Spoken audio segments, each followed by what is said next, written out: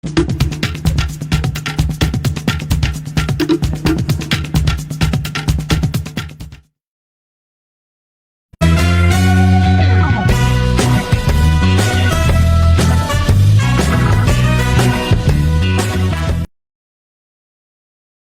fala fatu ma fa fela ile mai mo mai lo tanto to o de fo ya Afiafi le tau lungo fa nga ruenga ni fu va yaso le sto na ile ya le fo tato yai ile si o tu te mo faiva na lo yai lo tanto to o mai le malaman le lase ke tau mai le Afiafi la soi vale ne o le masino io la io ni fu tu sanga lua felo lua va se nga lo fo tato te le fela il ni por galama ya ono ni silava o to to ngele malofia ya me se lo fo ya ole tele fu fa ba iwa pe se tato tu no le vai tau asi se lava fa felo ya to fa malo atu ila mai wanga ya le utato ya ile por kalama Suluaulama ile fa ungo le nei vai ya so ole fa te se sunga se mau ya ta pena fo ya wala sapa ya le sa taiao ya le o to roina tato ma tanga mo ile to pele e fa malo toi fa felo ya to ole wa mai mo mai ya malo le ngadu ku malo le tau atai malo le sai malo le fa to mana tu lava le ya so le sa so fingo fie ya wa le so fa taunga ya me so ngaduenga o te unga falsa ya fa pe fo ya nga pese ya ai mai se ya oni so fa mo nga pe o fa poiponga ya o fa le la wosinga ya o ma futanga ainga ma le tele lava o fa mo nga na fe ngai malo tatu te do ya le so foi le sa fa tonu inai ya le fa mo le kalesia metisiala na polis fa fa ia na fa unga pe ona alo yai le sunga le professor me se foi le nga fa ya onga ya malo le kalesia e la na fa unga o ana u fa nga rue o e u fa wina le tom fa tono polis fa ia piula ya fa malo toi malo foi le to pati ainga ya mai se le lo tato te do ale tato nga mai le por kalama Suluaulama fa malo fa nga wen o le wa ma mai tato fa salonga mai la ba mo tele se mo witi ye fa pe fo la valo Samoa ya to no mau ma to te fa malo atu le sai ma lo le la pale na to le wa ta pe ba tato fa fianga ya wa fo le toto lo ino lo ma futa mai ya tato ye le va nga matta tato club o le Suluaulama si mai mai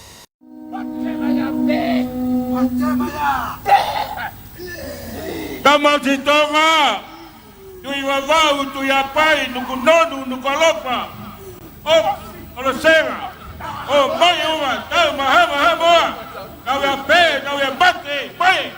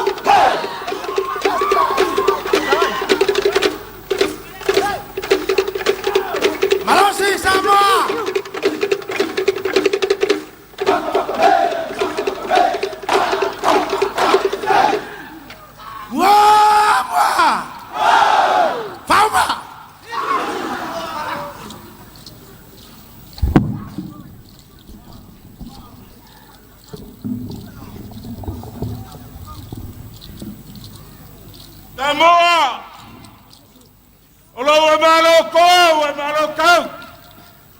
Ole awalu o kele ko sau. Afaio ke ko sau. Kele ko sau sa ulu kau. Ala au sau la ulu forau. Allah fa aku e hida haba. I love you so much. And see you later. Thank you.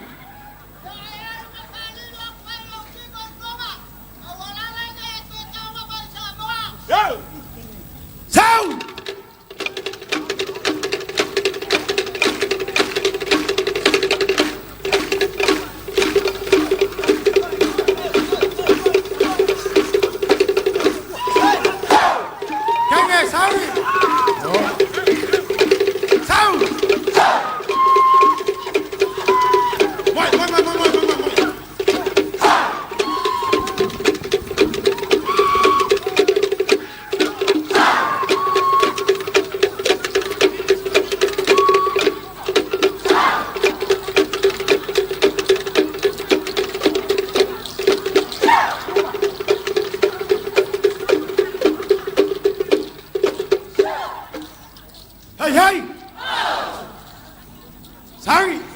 Pina mai whawhiwhianga ma tūlanga wapena. Ia o te tūlanga lava na wa o foi Samoa.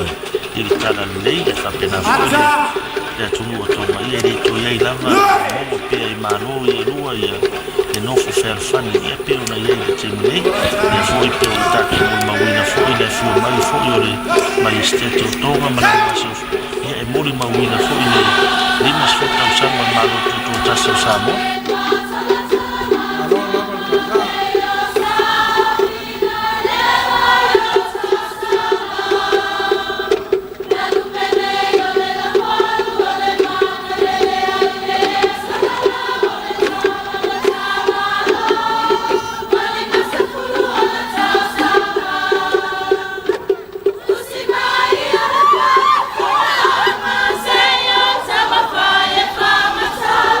Senhor,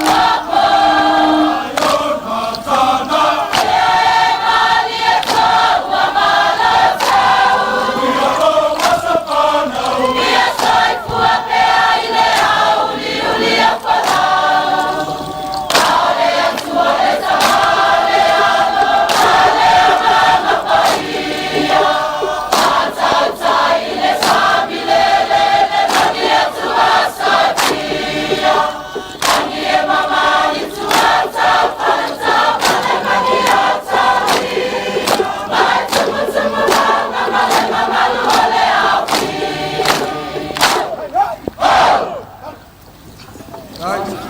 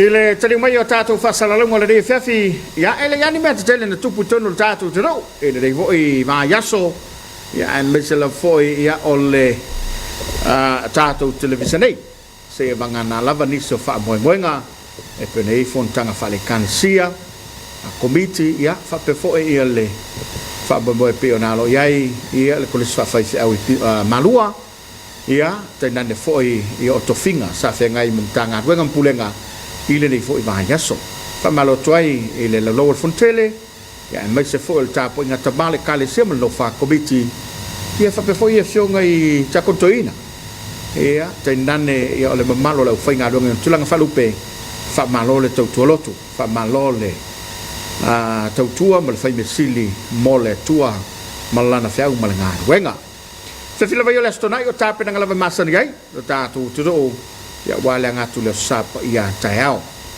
ya anga le foi le tuai ya wale faiva le tautua e fa pe foi o faiva ta penanga ya wa sei o le so taiao ya me se foi o le faifa to anga la tou ya wale ta penanga le so vai ya wa pe o le salva ya o le so patino ya e le so vai tu lo fa fonga mai le todo a ole fa maloi ne ta to pa anga lo lang lo ina le por kalama e pena ele tautua ia ale tanga longo pisini sala me malipa e va pe fo ile o nanga male tautua ale falolo SOS ia male papas instant coco le sungal to ina pensione fa tai tele lo to wanga le o lo to manatu mai e mai sala to mai lo to tawau wa fo mo yo atul nei tautua e to tono mau te malawa ta po inga nei tato matua e mai sala valol tato tiro fa malo atu le rei Afiafi malo le taupati malo le onsai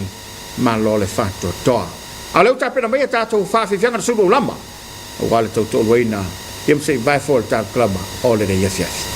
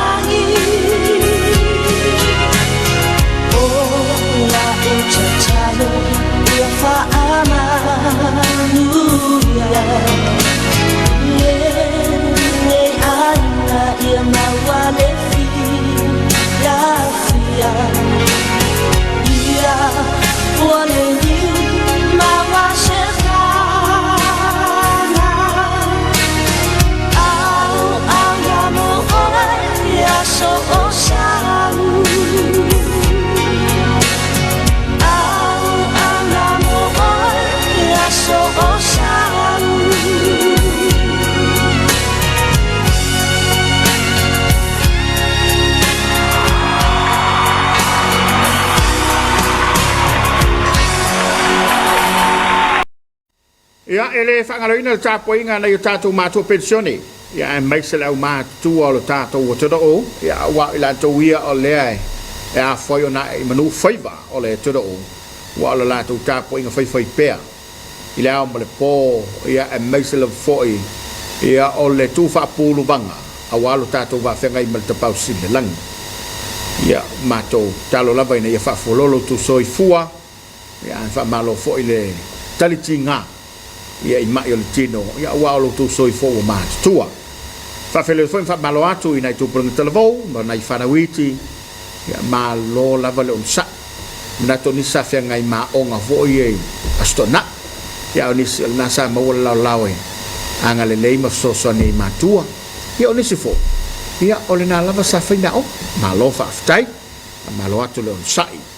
Nato le ua, la lata le teima le tātou Tapuaiga Afiafi, ia o le sao tu planga telefo e mese vingo le tua ia ma le fa mo e tale tu la ona tu le mai le sunga le foma ia fa tilua ia o le fa ia foma el kolisa fa ia wi malua ia wa le taita inga o le tatu Tapuaiga ele de ia se mai al tatu Tapuaiga fiafi e to fo mal tatu por kalam ele ngata ina fa wau le Suluaulama ia fa pe fo ini so falinga o a tonu mai tonu tatu fisa ai alo mai monga ile sao tu planga telefo Ingo le tua, tale ono, tu lai mai teitai o same.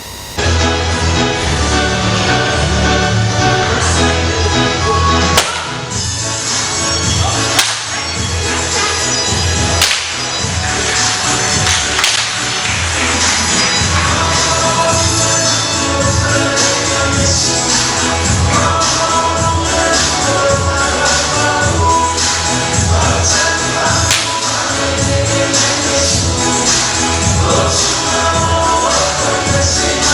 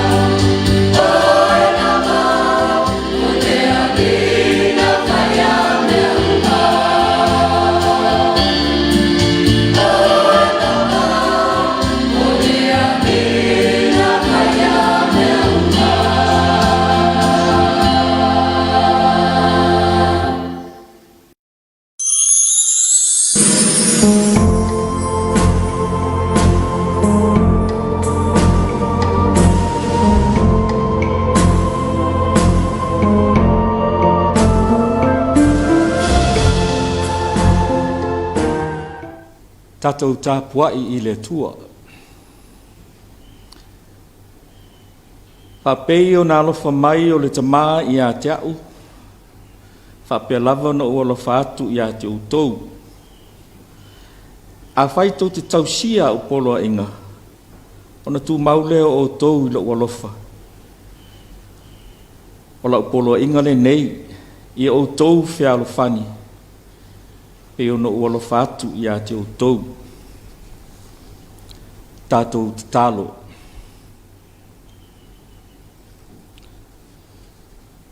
Le tua o a inga nuu, mātu nuu.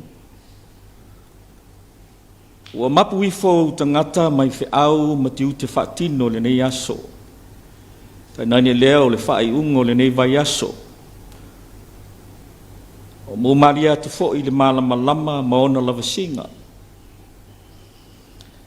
Ai le umai o mātou loto whao Sofia I le nganga fia Tapuai. Le nganga fia vivi. Au sa mātou tali atu I lo walofa tū mau mai. Mātou te talo. Nganga pa iaia fio mai. Ia ulu matafo lau I aio loto ma finangalo. Papa tisoina ma whaapa ia ino mātou tangata atoa. Whaia le nei sao ninga ia tusa ma tonu mo lo lava finangalo. Swafo Yesu ke riso le lii ma le whaola ua mātou wole ma wala au atuai. Amen.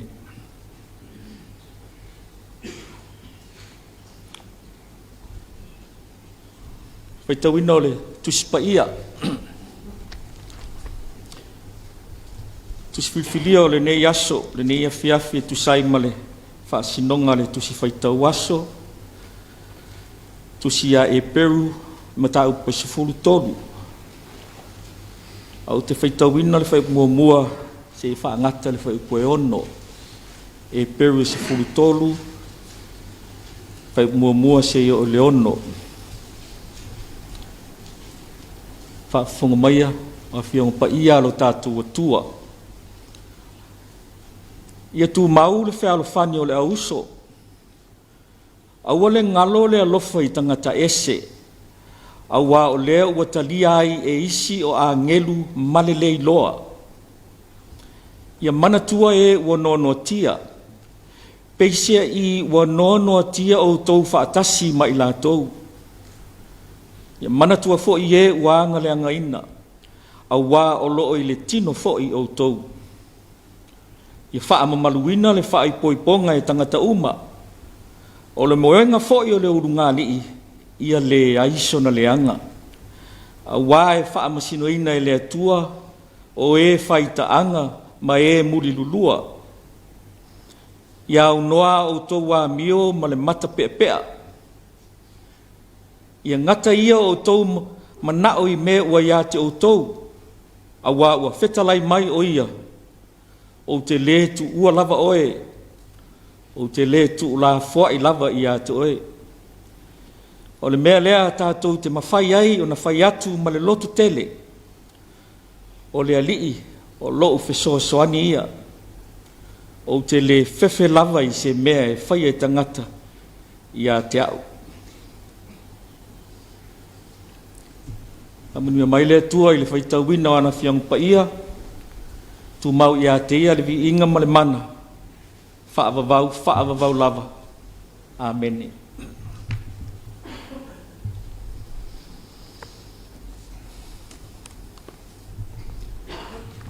O le launga le suafu malu o le tua le tamā le alo ma le ngang pa ia.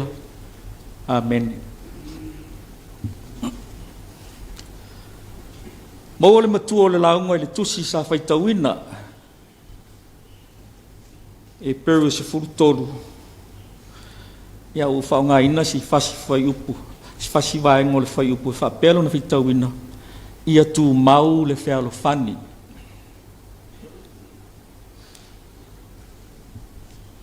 O le manatu au tua e tu saima le whaasinonga le tusi whaitau aso. O le alofa o le tasi I le isi e pei o le tua ngane I le tua whawhine. Le alofa o le tasi I le isi e pei o le tua ngane I le tua whawhine. Loving one another as brothers and sisters.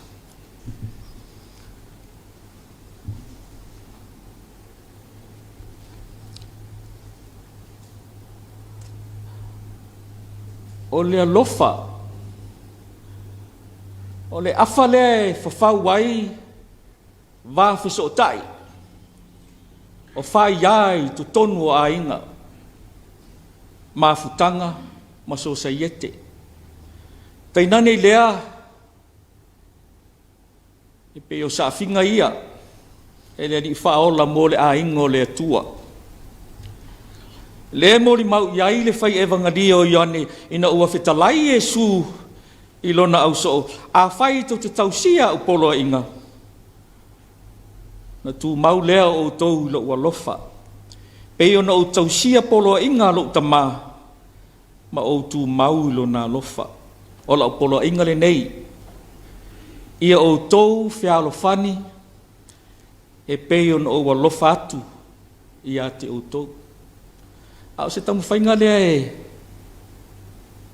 whaawinga le manatu au tū ma whaafesotai ma le tusi whaitau o le nei aso. Manatu au tū o le alofa o le tasi i le isi e pei o le tua ngane i le tua whawhine. So ta waiwainga e pei e le o le whaamamafa e ave i le vā o le tua ngane ma le tua whawhine. Awa e fōringa ua na o se ata whaatusa. Peitai o le lofa o le tasi i le isi, o se whaatinonga e āmata atu le loto i whale. E āmata i wāwhiso o tai i tu tonu ainga. Ai pese i o le mamanu lea o le tūsinga. Mamanu lea lo o atangia i le tusi whaitau o le nei Afiafi. E peu e se furu tonu. Whai mua se ia o le ono. Ia. Ta oto ia le tūlanga. Po ai le tusitala. Ta oto po ai na tusi ia le tusi. Ta oto le tūlanga. Po le hafo i le whaatatau o le tusi. E wai manatu e tō tele lava fo i nisi o lo iai ni whinaunga. Me se lau su e le tusipa ia. Peitai a tau lai lava le vaai le loto i whale ma le whausanga o le tūsinga e mawhai ona i loa ai. O le mamanu o whaatinonga i tu tonu o ainga. A o ni whaatonunga. E winga i le vāwhea ngai ma whaatinonga o sootanga i tu tonu o ainga. A o whaatinonga e whatu i le alofa. Le atangia le whai upu o whai matua, le whai mua. O le whau afa fo i le nā, o le tūsinga o le so. Ia tū mau le whai alofani.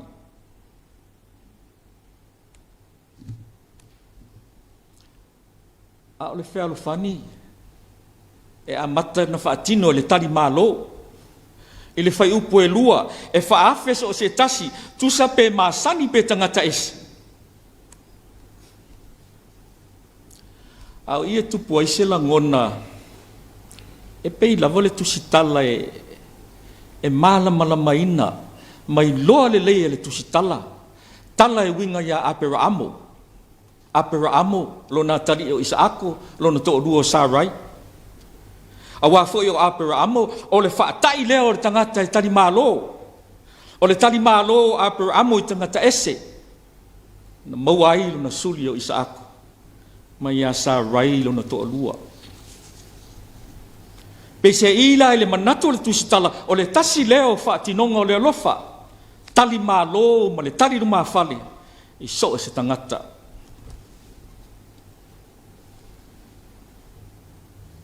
Whaatino o le alofa e tatalo. Ele whai upo e tolu o se whaatonunga.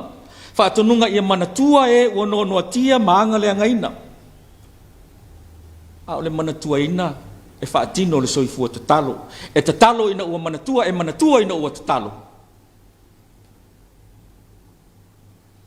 I sia i o le manatu o le tusitala, o le isi lea whaatinonga o le alofa. E tatalo mo le manue le ngata o le loto i whale o le ainga.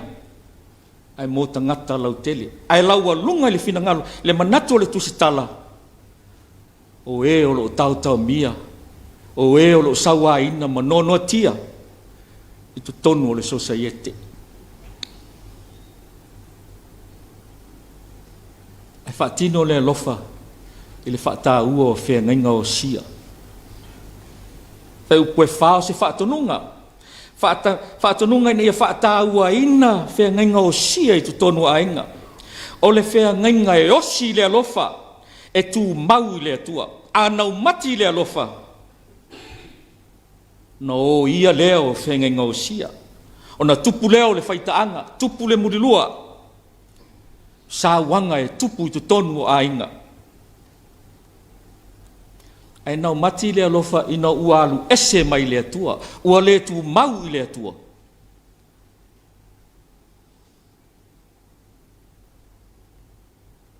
E tupu le alofa. E mafu ai. Le tau mawhai o ati nae o se a inga.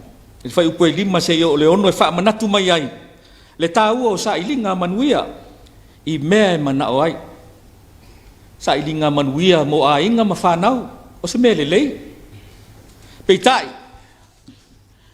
Ia awane a vea ati nae ma sa ilinga o le manuia. Ma fuanga e manunu ta ai nai so tanga ma le atua. E manatu o le tūstala. Seu le manu ai tanga i le ngadu. A wā atu mau i le atua. O ai se o te whewhe ai. Samoa e malau whaafafonga Tapuaiga i le nei Afiafi. Ia alofa le tasi i le isi. E pei o le tua ngane le tua whawhine. O se whaamaite ina ia le utu vale alofa i to tonu o le siu manga o ainga.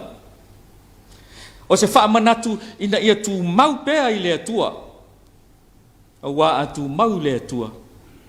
E whaatino le alofa i to tonu o ainga. O le o toi nā tia le matu iau whaalawelawe, mea tu tupu.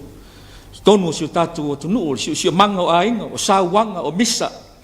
Whinaunga e a fua. O no uau noa le alofa, ma le si o manga o ainga.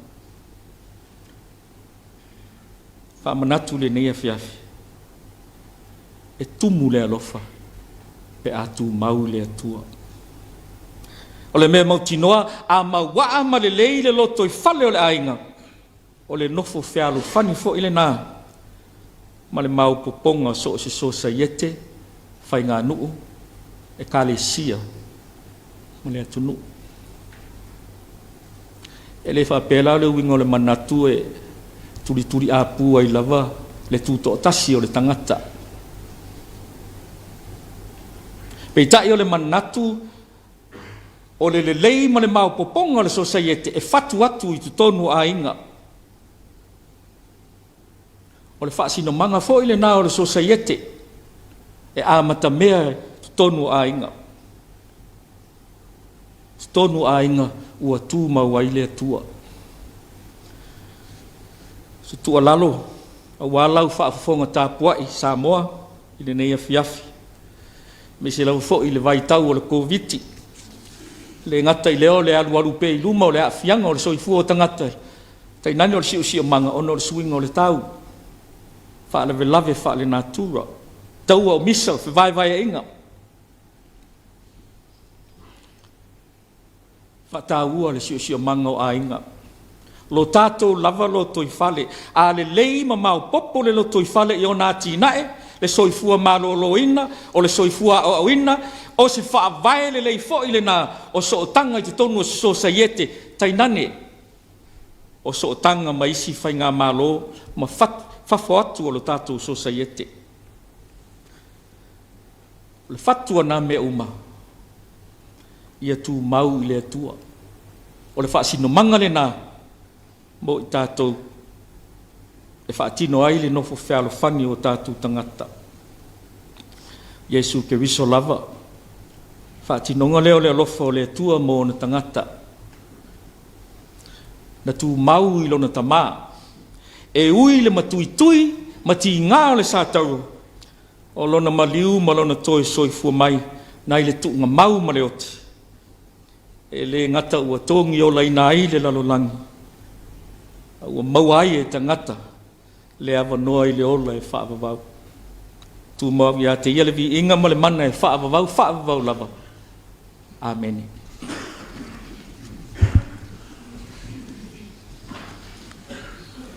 Tātou pese I le pese tolu se lau se fulwha.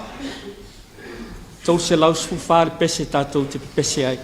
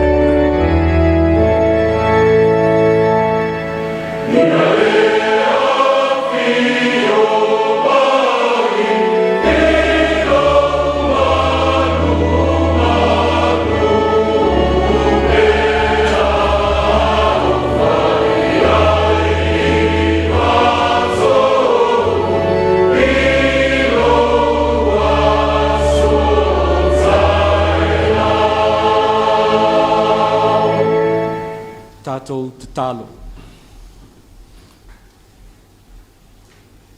Le atua o le whaamaoni,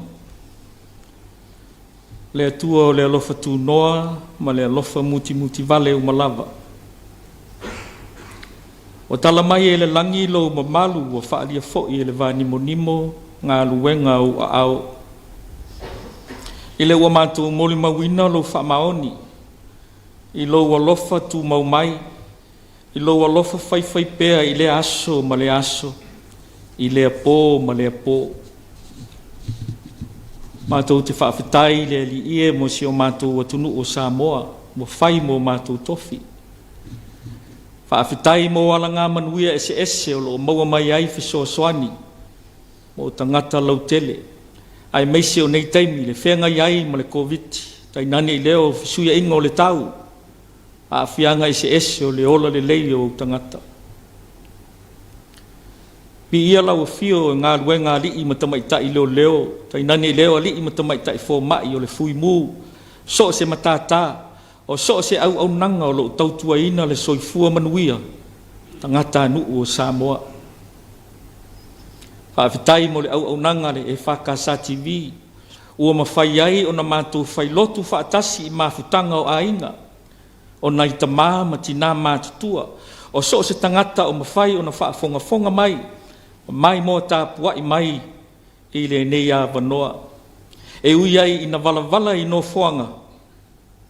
Ai ua fusia lava i mātou i le nganga o le Tapuaiga.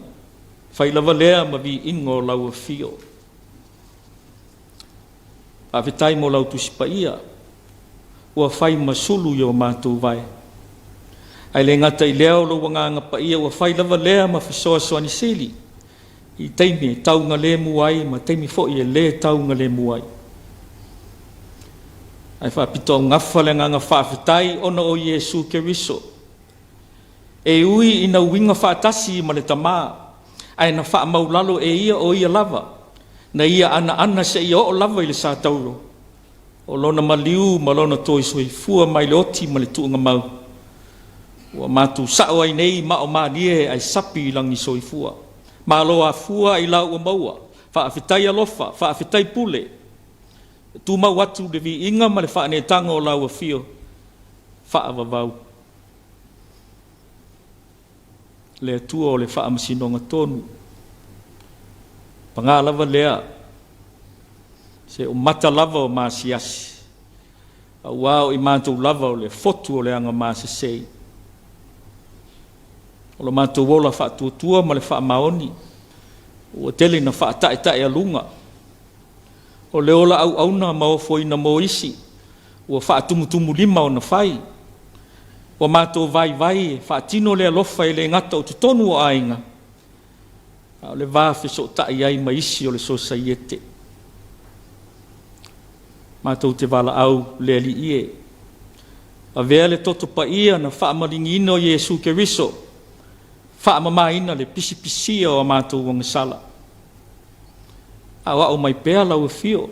Ina i o mātou langona le salamo whaamaoni ma le whaatutua lo loto. Ia furi tu ai le leango le angasala. Ma due fo ilo wanganga pa ia i o mātou loto tai to tasi. Ia to tongo ae. Le moe fau. O le tangata e whanau fauina i la le anganga. Le tua whaafafonga te talo e. Mātou te talo mo Samoa. O na taitai, wha le malo, wha le atunu, wha le kalesia. Wha tumu ina pēa le utu i mea lofa mai loa nganga pa ia. E whaia mea uma mo le manuia o tangata lauteli. Awa o ina pēa i mātou uma, ina ia tu mau i lau a fio, e le utu wā ai le alofa i a mātou whaatinonga. Whaatamau ai ngai ina pēa le siu sio manga o Samoa, o na puna oa, o na tangata nuu, i au whaamanianga. Ia le ngata ai i nei au ngā tupulanga. Au ngā tupulanga o whai mai. Talo fo'i mo ngā ruenga whaia i kalesia so whaatasi. Tonu folau pēa lau a fio, ia maua le nofo whialo whani ma le file mu o tangata whaatuatua. Anga le lau a fio le au nanga le whakasa TV. Mai lava i lana pulenga se i whaasopo lia i lato uma o ngā rurue. Maua pēa le to mai ma le malama mai lau a fio, a wā le soifua walauina. Mātou talo le ali ie. O ai lava o whea ngai ma so se mawhutianga, o whainga tāo le ola nei. Po ngā sengase, po i lātou a motu si eina mawhutanga ona o leo ti mātou te wala au. O laua fio lava e tū i tā mai. E maua ai le mapusanga, le to'o manga. E maua ai le mawhanawhana, e maua ai le whaamaloloina. No mātou sauni atu fo i lo sa pati a tae au. Ka pena ino mātou tangata au wale nā so fau. Sauni a fo i mātou mō tāpua inga i lau a fia. O mātou te talo ia. Tasi ma te talo i le loto le tangata lava ia. E ofo i nātu i luma o lau a fia. Whai a pēa lou whina ngalo. Ai leo mātou loto. Le manuia ma le file mu o le atua le tamaa. Le lofa sili ese o Yesu Keriso lo mātua li i ma le whaola. Le mafutanga whai pēa ma lo lava nganga pa ia. Ia i lunga leo Samoa ma lunga o lau fōfuanga atoa. E whaavavau lava. Amen.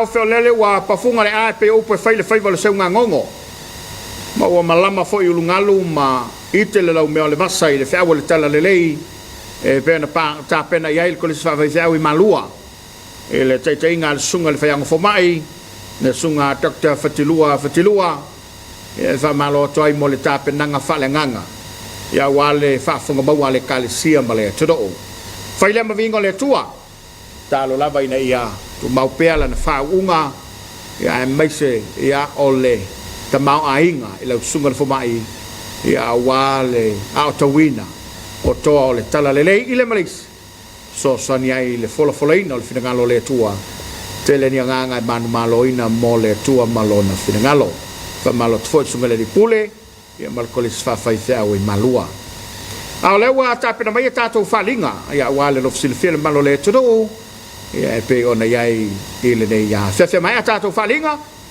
ona I fa fianga le proclama ole Suluaulama usmai le mai pasil silanga fa la wetele male kalesia EFKS afenga e momono mantou fa tulo awa pa ia o Samoa pa ia wa ainga malantou tama o tama foi mo lantou ainga o tupu ainga aingo papa ma inga na tawhaiwha. Au Samoa wa uma no tofi o se tautonga o ia sa mai le moana. E le ai se poto po se vave na toi whapopo pe toi to ese se iota. Le puipo inga malo le usonga tu mua ma pule ono I sa la whai, a inga le tai ma le vao fonti. Whapea foi o tato uso I tutuila ma manua. Pa ia I le tui manua ma le lau na mutasi, whatui o le motu ma le au vao toto. Sua ma le vai whanua fofo mai tūlangi sa ole masale au mua ma le lau niu na sai lua. Au paia na sa mua ma le tai samasama o le tui manua. Sa ia pa ia fili ma pule tuu na tauilo ai manua malo. E lau ia le nea wanoa ta ua. E whata alofa atu ai le au whangaruang tutofia le atua I so se whata whaita ulanga I Samoa nei ma tunu e mau. O lo tau whanono manu, ma tā lai le whinangalo le tua, a wale manui o Samoa mo le tua malana whautanga. Ma lo le ngā lulue, ma lo le whaita talo. O tau mta whaioi tau ave, e whamoe mo iai le sa o Samoa, e ala I le whatua tua, ma le tatalo e le au noa. A mātou te whasilisila atu ma le anganga whaloalo e whapea. O le lulu sa il tupe le nei au lotu e whakasa I a whenga, sa tau po ina e se ina I le asafaraile, aso mua I ulai lua o lua, ua tolo po ina nei. Ua tofa ina nei le asafaraile sfuma le fito se tema, lua o lua, pea ulia I le alofo le atua, e se ina aile nei lulu, mai le toi iai se isi suinga. O no lea whatoa atau tatala, tu la fono le wha mai masuinga o whi malanga inga, o le ala lea o manatu ai le komiti ngalue, ma le nei au lotu. Ina ia toi tuina atu I le asofrailes fuma le fito o se tema, e peon ta ue lunga. E toi tatalo atu ai foi ma le nganga whaloalo e ka le sia, ma pa anga uma le nei au lotu. Ina ia whao ina maia o tau pepa lulu o a mae o na tutongi, a wale whawhaingo fia ina o le tātou ngā luenga, mo le aso wha moeina. Ma tau wha moe atu I lo tau finangalo wha le tua, ma lo tau nganga fsoswani, a wale wha moe sa ili tupe le ne ka le sia. Tau ina iai pea manu ma le anga leo lo tātou wale I whaola, a walo tau lima fua ai ma le fsoswani, I sa ma tau wha tala ula atu. Wha mole wha fsotai mai pele komiti telefoni, fitu ono tolu, tasi wha fitu tasi, fitu o, tasi iwa tasi ono. Po le fitu tolu ono, tolu o lua wha. Ma le nganga wha loa tele, sa inia el sunga lua pen nepo, ma wha tanga ma le kalesia e whakasa I e whenga. Whasisilanga whalawa I tele mai le ofisa o le whailau tusi, o le fono au au whai tu la fono. Ilo ilonga whaawau o tu la fono tau whaofi. E whasisila antu ma le ama tele I le mamalu o le atu nuu, o lo alala ma papa au le motu tele I sa la whai. O le a whaatino ilo ilonga ma whaatalatala noanga ma sani al komiti whaapale mene, o le vaenga tau tamau ainga I lunga o le tu la fono tau whaofi, o teunga o le tu la fono o la fonga o tupe maua lua o lua tasi, ino foanga ma taimi ua ta ua ilalo. Aso lulu asa se fulu tolo I ulai lua o lua, po tu fono le faletali malo I vai sala le itu la iva I le tai au I le itu la e lua I le auli ma le asotofi asa se fulu fa I ulai lua o lua po tu fono le faletali malo le chet over I sale le longa ma le itu la iva I le tai au I le itu la e lua I le auli o le sini au tu o le nei tu la fono tau fa ofi o le ave seina lea o ia inga manotanga uma I lunga o fai au tau sinu e tusa mala fonga o la tau tupe maua o tutongi. Mole mamalo o le atunu e fia faalia fina ngalo I lunga o le nei tu la fono tau fa ofi. Faafsota I maile ofisa o komiti faapale mene I le telefoni lua tasi valu testasi I tu la faingaluenga. E-maili bco@palemene.ws pe faafsota I mai Gladys Ariu tole afoa I le numero fitu lua lua lima lua tolu valu. Faaftai sainia le sa yo nita tuia tau ili sui failautusi o le fono au faitu la fono. Fasilsilanga falawetele ma le kalesia EFKS Afenga. E momono mantou whaatulou, a wapa I o Samoa, pa ia wa ainga ma lantou tama. O tama foi mo lantou ainga o tupu, ainga o ainga o papa ma ainga na tawhaifa. Au Samoa wa uma no tofi o se tautonga o ia sa mai le moana. E le ai se poto po se vave na toi whapopo pe toi to ese se iota. Le puipuinga malo le usonga tu mua ma pule ono I sa la fai, a inga le tai ma le vao fonti. Whapea foi o tato uso I tutuila ma manua. Pa ia I le tui manua ma le lau na mutasi, whatui o le motu ma le au vao toto. Sua ma le vai whanua fofo ma I tulangi sa ole ma sale au mua ma le lau niu na sa lua. O pa ia na sa mua ma le tai samasama o le tui manua. Sa ia pa ia fili ma pule tuu na tauilo ai manu malo. E lau ia le nea wanoa ta ua. E whata alofa atu ai le au whengaruang tutofia le atua, I so se whata whaitaulanga I Samoa nei matunu e mau. O lo tau whanono manu, ma ta lai le finangalo le atua, a wale manui o Samoa mo le atua malana whautanga. Ma lo le ngalulue, ma lo le whaitatalo. O tau mta whaioi tau ave, e whamoe mo iai le sa o Samoa, e ala I le whaatua tua, ma le tatalo e le au noa. A mātou te whasilsila atu ma le anganga whaaloalo e whaapea.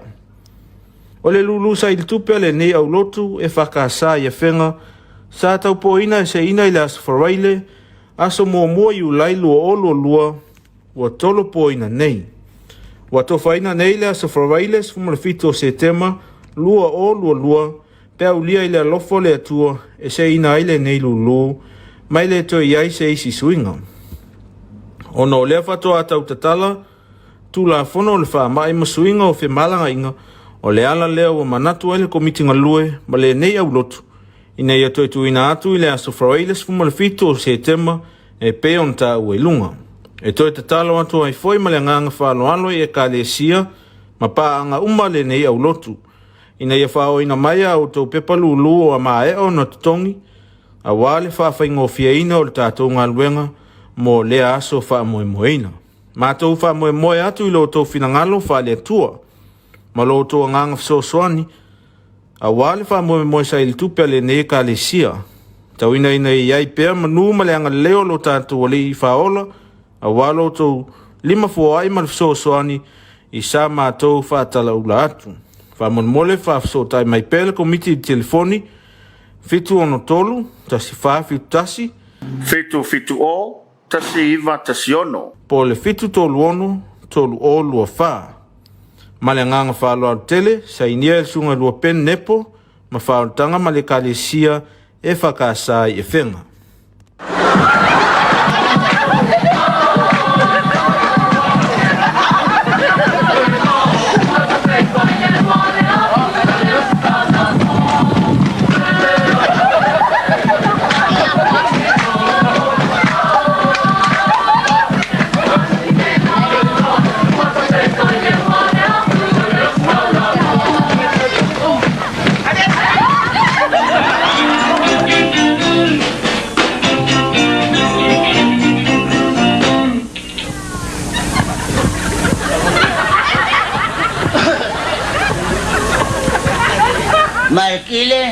Markile?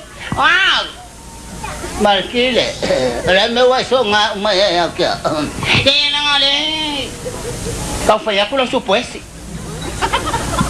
Isa wa lula o mga o nga. Ay sin ke mau ke lang o makuha. Wala ko kong yo so fa mo Sa wa lula nga wala o faya o nga. Faya o nga. Hey! Alo fa? Iya, siya wala fa. Wai le kelfong. Ha? Pawon mo la po el kelfong. O vikale. Vikale. Oh. Ese me ofingalo el koinga. Ye lo wa finge fiala kuila onga. I Ya Maria lo ko pombo wa siya bango. oi. Wala ko wa ko fa lo wa fing. Ye nga singa onga fa la vai lo la ko chua onga. Ya lele. Ya, ka se kai oi le Samoa. O sionge. Sionge. Oi. O ele nga o se po wa ele nga lo sope. Alo. Alo. Iyo. Ola ko nga may kamalo deo. Ole fo ke lo nga ku lo leo. Malo si fong. Ola le kausa nga makuha. Ola le kausa nga lo wa fing. O kausa nga ya. O nga fia o nga kengi. I ole fiara kula uma ku so furu balu kausa nga. O sul valu. Iyo ale fa ko wa. Te va kali maya fa mo tama. Ya oi sa mo fa mo. O sionge. Sionge pa ko ke fa nga lo sope. Ya lele fa kali ma kamaso kilo le. Kako api. Si apia o. Alo. Iyo. Ole mo wala mo. Ombo siya bango. Ya fa bango ay masyo ka pinge. Iyo, lo va senga mo wai. Ya fa ka sionge. Ya lele. Ole la ko. Ya sa ro kengi a. Ya fa ka soy fua. Fa. Dima. Ongo. Urpo. Alo. Kalo fa.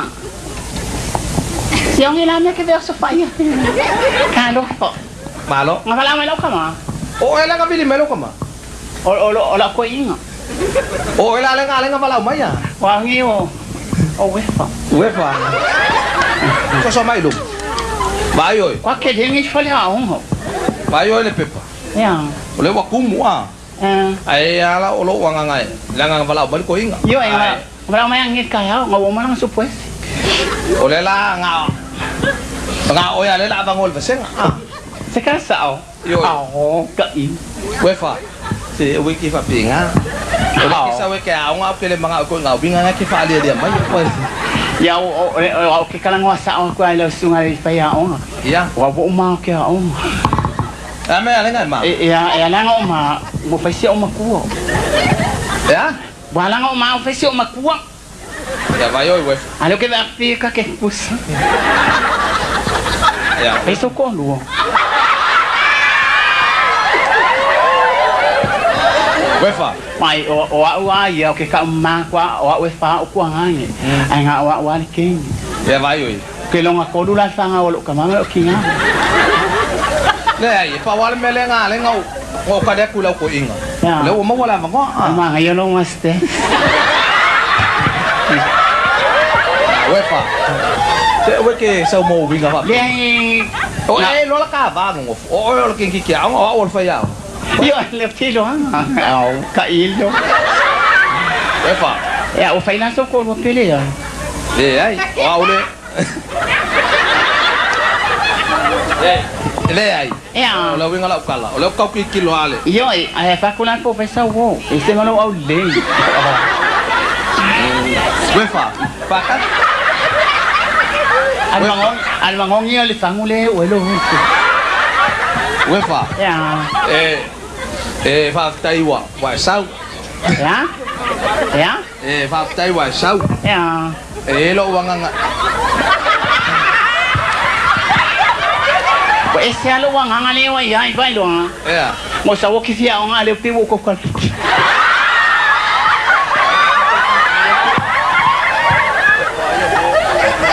Bayo. Awa sa ngel pokwa nga bayo el Bayo ke kusi pese kusi alo ko lo.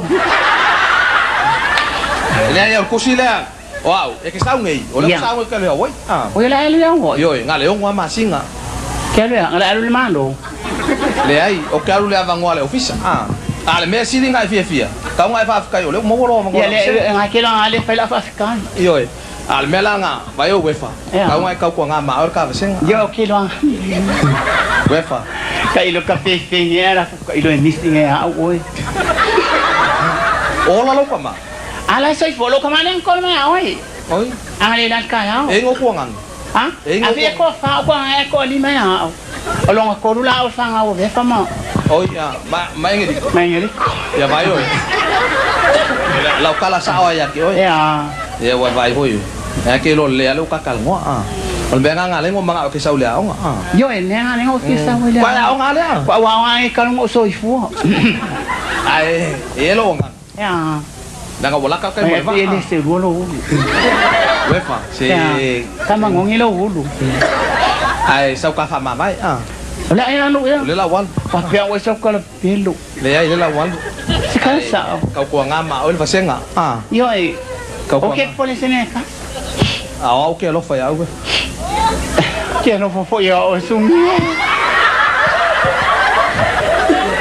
Wefa. Ala fa ina ka wo pe ka kengo. Ka ke le ngo fa le la ka wo. Ah. Ya. Ah, oke ka ma mo le le. E ke fa pe la ko ina. Ai se wa ke mama masa salur ku ai nga. Ya ya. Tawan e wa ko ai nga fa nga oi. Le ya le la ke la kwa yo wa lo nga le ofisa. Oi ke alu le. Ke lo le ko ke le ma ko ofisa le lo ko le nga ya ke. I know, da ke lo nga ke fa ke ki nga pi. Ai, fa ko ka fa ma vai ah. Ya. Nga le o ma sing o ke lo. O nga sing. Ya nga ke sa wa nga lo phone. Ya sa na. Pa wefa. Pa sumeu. Pa. Ui vai la wala kwa sumeu. Wala kwa sumeu no ngole. Yo le wa ini ya. Ui on malanga mo mo polisi. Pa meu. Pa meu.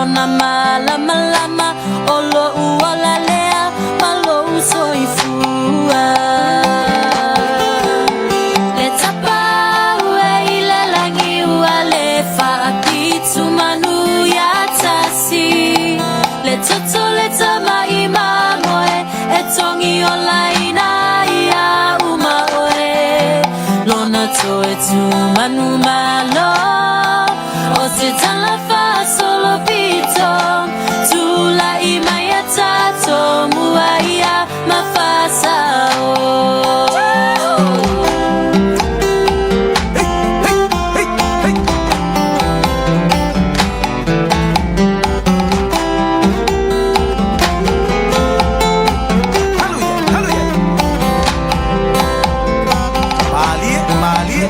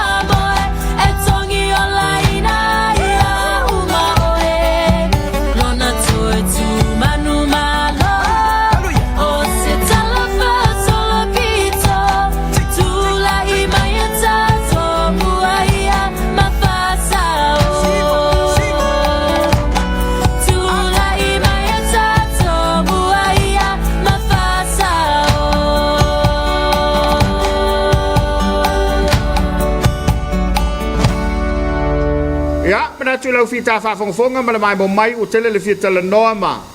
Fia mafuta ba oile tu do pele pangala balea. E no fai olo e foi niso ta kalam fanga solo dungol ta tu walata. Ya ole o se mai le si uyol ta kala bol Suluaulama. Fa malulu tu foi pa fai o le anginga lo fanga. Ya ono nisio mafuanga e maise. Ya ole ta to por kala fa tu langa ino le Afiafi. Maulunga le manato la ta tu fila il verso fo pa mo le tolo tu soifua. E maise lo mantu wola. Ya e moliatu fa tele ta tu sponsors. Per na yelem seal yo le papos instant coco o le SOS mo le langoino le Suluaulama sele fa taya tolo e mai mo mai se lava le vaenga le lo langi male todo le mafuto bayai o folo fatu mai manuia ta penanga mo le sapatia taiao fam ne foi la to fam ne tino la to soi formal ni va gaso e mesel ni Afiafi fa mai se foi la ngango le tua e la to lo ftia la pong sound le vala pa ya le tua ye pele mai mamae yo to finangalo ya family to foi ele fa un pe na fengai mal sunga le fea ya sese ye mal foto ya yone yona il colisfa fa fi awi piula taulunga tatu kalam tatu to fira ina va ya se molte brei via lo fa songa Samoa to fa ya soifua